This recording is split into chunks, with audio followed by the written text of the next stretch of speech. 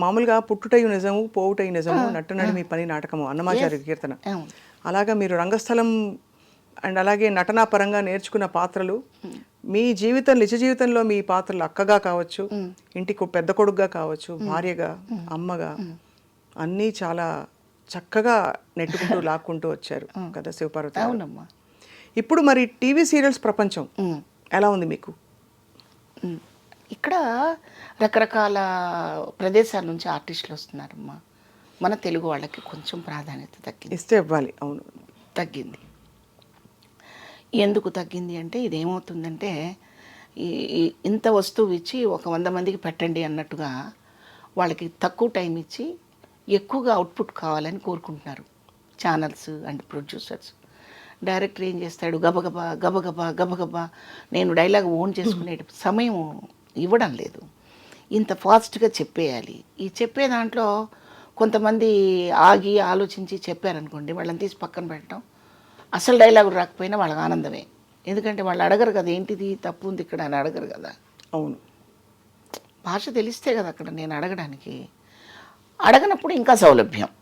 అందుకని భాషరాన్ని వాళ్ళని పెట్టుకొని తీసే బదులు తీసి అవతల పడేస్తున్నారు అంతే. అలా అంటే సీరియల్స్ షూటింగ్లు అంటున్నాను నేను. సీన్స్ పాత్రలను కూడా మనం కొంచెం దాన్ని చక్కగా పాలిష్ పెట్టాలనుకుంటే టైం పోద్ది అనుకొని ఆర్టిస్ట్ని మార్చేస్తారు. ఆ ఆర్టిస్ట్ మార్చేసే నేపథ్యంలో వేరే వాళ్ళని తీసుకొచ్చుకోవడం పెట్టుకోవడం కొంచెం జరుగుతూ ఉంది. ఆ మధ్య డబ్బింగ్ సీరియల్స్ వల్ల అయిన ఇబ్బందులు చాలా యుద్ధం చేశారు, కానీ మన వాళ్ళు ఏమీ పాపం సాధించలేకపోయారు. ఇంకా వదిలేశారు కదా. ఇప్పుడేమో ఆర్టిస్టులని వేరే వాళ్ళని తీసుకొస్తున్నారనే ఒక ఇబ్బంది ఉంది. కానీ అయినా కూడా కన్నడ నేర్చుకోవాలి. ఇప్పుడు మేము మాకు వాళ్ళతో మాట్లాడాలంటే కన్నడ రాదు కాబట్టి ముందుగా కొన్ని పదాలు నేర్చుకొని అది అట్లా అయిపోయింది. అది నేను తప్పు అనడం లేదు. మంచి ఆర్టిస్టులు ఉన్నారు కన్నడ నుంచి, చాలా మంచి హీరోయిన్స్ ఉన్నారు, హీరోలు ఉన్నారు, అందరూ ఉన్నారు. ఇక్కడ వాళ్ళని కూడా కలుపుకుంటే అభ్యంతరం లేదు. మీరు పాలు తోడేయాలంటే పెరుగు కావాల్సిందే. అచ్చంగా పాలు అలాగే పెట్టారు విరిగిపోతాయి కదా. అవును, కనీసం తోడన్నా వేయాలి కదా అందులో.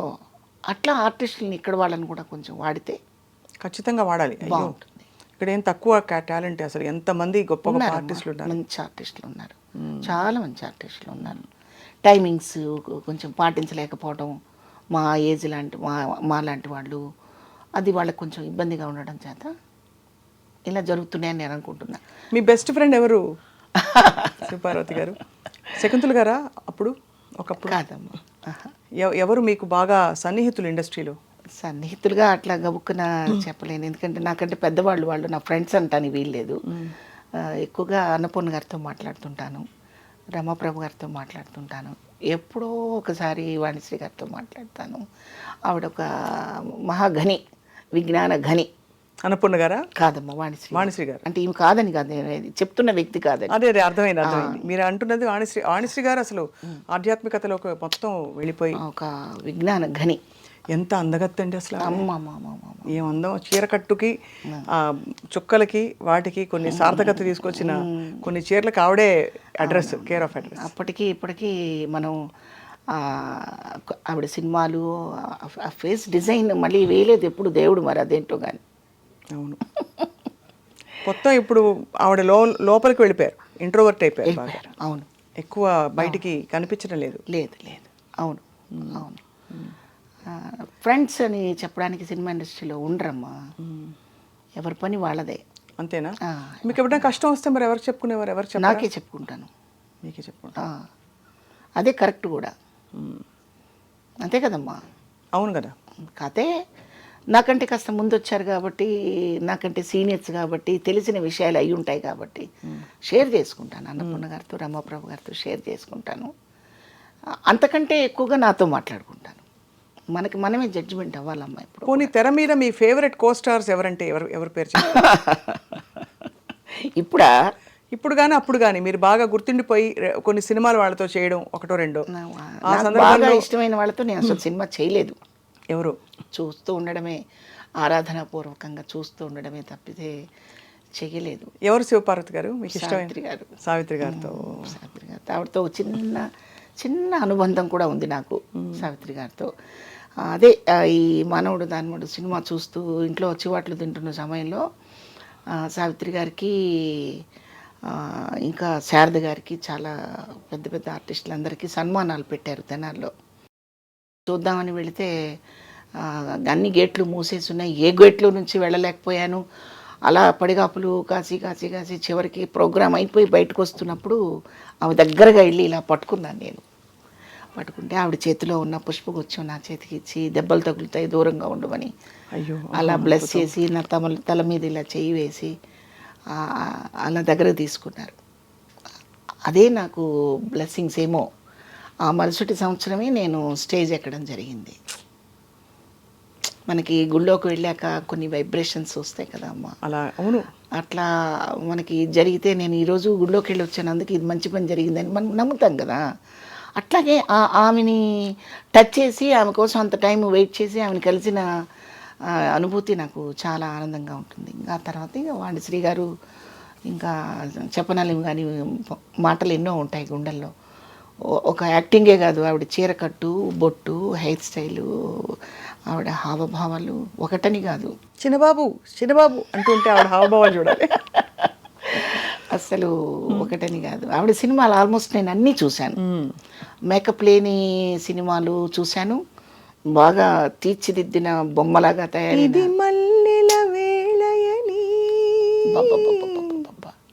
అదే కదా. ఏమండి స్వప్న అమ్మ, మీరు ఆ పాట మళ్ళీ చూస్తే ఒక ప్రొఫైల్లో ఉంటుంది షాట్. ఆ పెదవి అవును, ఎలా ఆ కథపడం కూడా ఎంత అందంగా ఒక ముగ్ధ అంటారు చూడండి.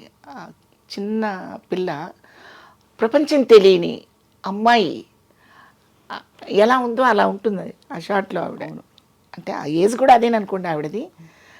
ఇట్లా ఈ పాత్ర ఆ పాత్ర అని కాదండి, ఏ పాత్ర అయినా అవలీలగా చేయగలిగిన పరిస్థితి ఉంది ఆమెకి.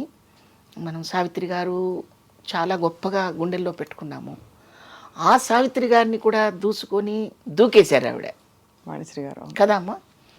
వాణిశ్రీ గారు వేసినంత వెరైటీ ఆఫ్ క్యారెక్టర్స్ అసలు వండర్ఫుల్ అనమాట. అసలు ఆవిడ ఐ మేకప్ కానివ్వండి, ఐబ్రోస్ కానివ్వండి, ఆవిడ ప్రజెంట్ చేసే విధానం కానివ్వండి, చాలా ఎక్సలెంట్గా ఉంటాయి. మరి ఆవిడ చీర కట్టు మీకు ఇష్టం కాబట్టి మీ చీరలు, మీ కాస్ట్యూమ్స్ మీరే కొనుక్కుంటారా? సీరియల్స్, సినిమాలు వాళ్ళు ఇస్తారా? సినిమాకి వాళ్ళే కొంటారమ్మా. టీవీకి వచ్చేసరికి అవి ఇవి కలగబులగంగా వాడకపోతే ఈ ప్రయాణం నడవదు. ఇక చీర కట్టంటే ఆవిడలాగా కట్టడం ఆవిడకే చేత అవుతుంది, ఇంకెవరు కట్టలేరు. మనం చూస్తూ ఉండడమే, చెయ్యలేము.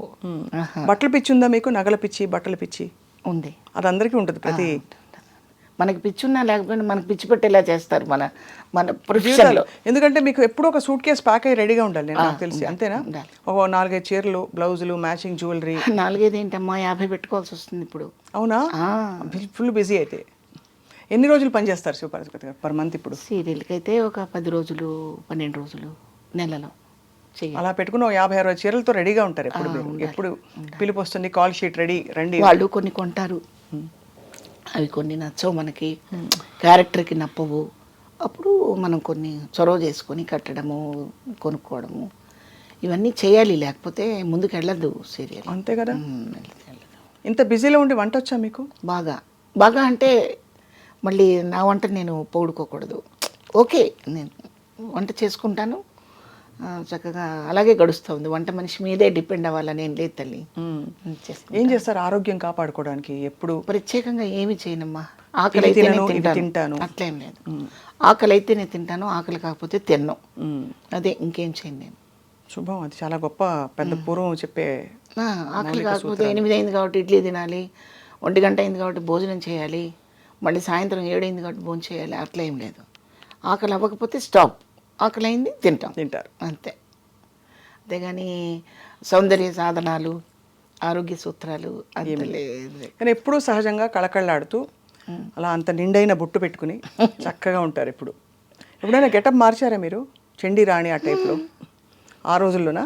మార్చాం కదమ్మా. ఇప్పుడు సినిమాలోనే మీకు పాండురంగడికి వచ్చేసరికి చాలా సాఫ్ట్గా ఉంటుంది, సీమసింహం వచ్చేసరికి దానికి కాంట్రాస్ట్గా ఉంటుంది. కొంచెం చిన్న చిన్న మార్పులు చేసుకోకపోతే క్యారెక్టర్ సక్సెస్ అవుతుంది కదమ్మా. కట్టుబొట్టు ఖచ్చితంగా మారాల్సిందే, లేకపోతే మళ్ళీ బాగుంటుంది. చాలా గొప్ప ప్రయాణం ఇది. అన్నిటికంటే ఎక్కువ మీరు జీవితం కూడా ప్రయాణం అలా చూశారు. ఒకవైపు మీ సినిమాలు అవన్నీ సీరియల్స్ నడుస్తుంటే ఇంకోవైపు జీవితంలో కూడా చాలా విషయాలు ఒక ఏముందమ్మా, నేను చూసింది యూనివర్సిటీ చాలా చిన్న తల్లి, చాలా చిన్నది. ఇది అనంతం, ఎవరికి అంతుపట్టని విషయం ఇది. ఎవరికి వాళ్ళు నేను చాలా తెలుసుకున్నాను, చాలా నడిచి వచ్చాను అనుకుంటారు. ఏమీ లేదు, ఇదే మొదటి మెట్టేమో, ఇంకా తెలుసుకోవాల్సిన ఎన్ని ఉన్నాయో. ఇప్పుడు నెక్స్ట్ అయితే ఫుల్ బిజీ అయితే సీరియల్స్కి వాటికి. ఏమో తెలీదు, ఇప్పుడు ఇలా అనుకున్నాం, రేపు ఎలా ఉంటుందో తెలీదు. తప్పకుండా మీరు ఎప్పుడూ అలా నిండుగా కళకళలాడుతూ కొత్త కొత్త క్యారెక్టర్స్తో మా అందరినీ పలకరిస్తూ ఉండాలని మా కోరిక శివపార్వతి గారు. తప్పకుండా.